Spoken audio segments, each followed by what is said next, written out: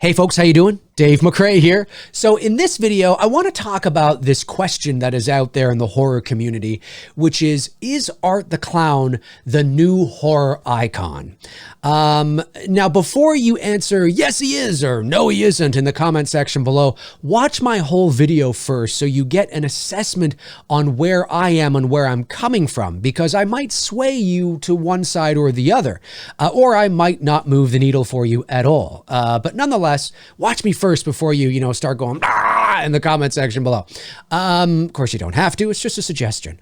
So yeah, I wanted to talk about this because I'm seeing it a lot, whether it's in, I sometimes get DMs about it. I'll see it in the comment section on videos.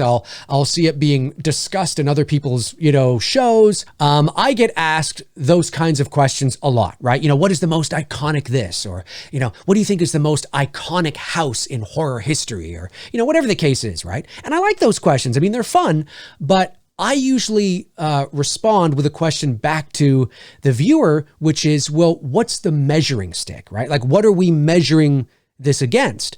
And the reason why I usually ask that is because I like to remove as much subjectivity from my answer as possible, and hopefully instill as much objectivity as I possibly can, because then there's some legitimacy to it. Do you know what I'm saying? Now, generally speaking, across the board with this debate, the pattern that I'm noticing is that at the end of the day, like really at the end of the day, what people want to know is, when they ask that question, is, can the character of Art the Clown sit comfortably alongside Freddy Krueger, Jason Voorhees, Michael Myers, Pinhead, Leatherface, Ghostface, Chucky, whatever, Candyman, right? That's basically what they're asking, right? So that's going to be the measuring stick that we look at this question from. Because we have to remember that people toss around, like nowadays, people toss around the word legend or legendary or icon or iconic or the GOAT so loosely nowadays. Like really most things that people refer to as legendary and iconic or the greatest of all time are not anywhere close to those things. Really what people are just trying to show is their affection or love for something. Do you know what I mean? So, because those words are so incorrectly and loosely tossed around nowadays, it can make this kind of deciphering problematic. But we're going to do our best. So the first thing we have to look at when we are asking that question on whether or not Art the Clown is up there now in those ranks is, where does his pop culture footprint lie? So when I am asked, do you think Art the Clown is the new horror icon? Funny enough, my answer is actually yes and no.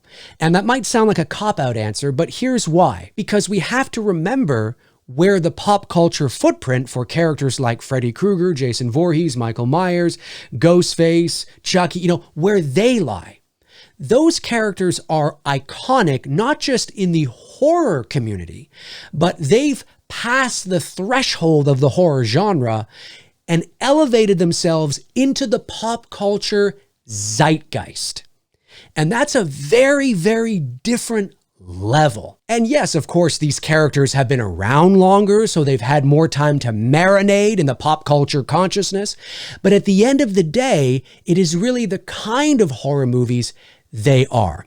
Whether it's Freddy, whether it's Jason, whether it's Chucky, whether it's Michael Myers, whether it's Pinhead, whether it's Leatherface, they've appealed to more of a general movie-going audience, not just horror fans, right? They are more digestible type of horror movies. Whereas when you get to Terrifier, and there's nothing wrong with this. I mean, it's not the first to do this. It certainly won't be the last. But Terrifier is an exploitative torture porn, gratuitous blood, guts, and gore, over the top, mayhem, crazier than Saw or Hostel, which would be considered probably as mainstream in terms of theatrical releases, as mainstream torture porn as a studio may want to get. This is very niche, very underground kind of stuff. And again, there's nothing wrong with it, but because of that, I don't know if the character of Art the Clown and the Terrifier movies have the wheels and the momentum to cross that threshold into the stratosphere pop culture zeitgeist because of that. Now, having said that, I do want to quickly acknowledge that Terrifier 2 is being released in over 700 theaters across the United States. It's pretty fucking cool. My sincere congratulations to the entire team, the cast, the crew, everybody. I think that's amazing. That's awesome. But it's still a very niche movie, right? It's a very niche subgenre of a subgenre. It's not just a slasher film. It's a subgenre of the slasher film. So it's not going to have that appeal. It doesn't even appeal to all horror fans. Do you know what I'm saying? So it's very important that we remember that. So do I think that Art the Clown is just as iconic at this very moment as Freddy Krueger or Michael Myers or Ghostface? No. Absolutely not. Not even close. But that's not to say that he's not iconic, relatively speaking, to the threshold that he has been able that the character has been able to puncture and embed himself in, which is the niche sort of horror umbrella, horror fans, conventions, the horror community, which is big. It's a big community. It is. But in the big picture, it's a very small community. I don't think Art the Clown, and I don't know if he ever will. He might, but I don't know if he'll have the same opportunities that a Freddy Krueger or a Jason Voorhees or a Michael Myers or a Ghostface or a Leatherface or a Chucky or a Pinhead, Candyman, you name it. The same opportunities as those guys did to, exceed the threshold of the horror community and embed itself into the pop culture zeitgeist. And that's a different sphere. That is legendary. That is iconic. That's the stratosphere. Do you know what I'm saying? So it depends on what we're measuring, right? Do I think he's iconic?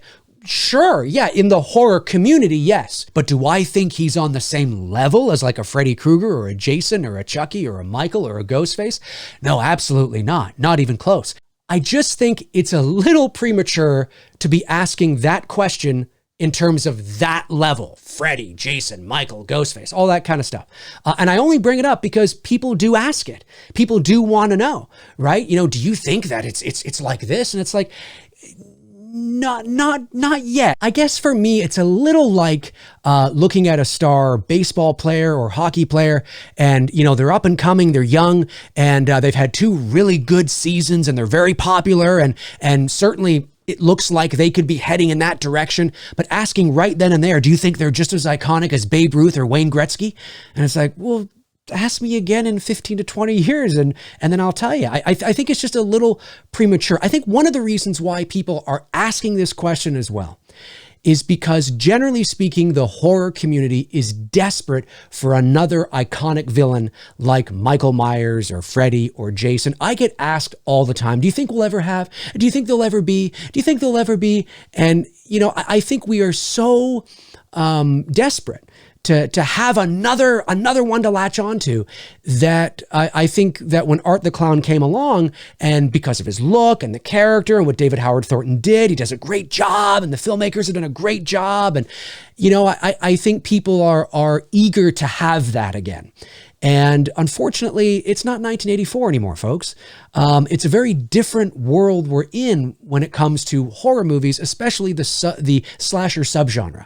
The slasher subgenre over the years has become more niche and even more B-movie, really, at the end of the day, than it's ever been. I mean, yes, you get big theatrical releases from Friday the 13th and Halloween and Candyman and Child's Play, sure, but look who they are, right? They're proven IPs.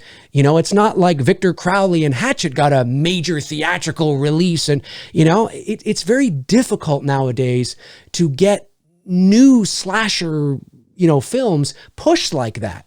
The studios are not generally willing to take that risk. They're willing to take the risk on Elm Street and Friday and Halloween, all that kind of stuff, because they're proven IPs, right? They have that stratosphere pop culture footprint and zeitgeist.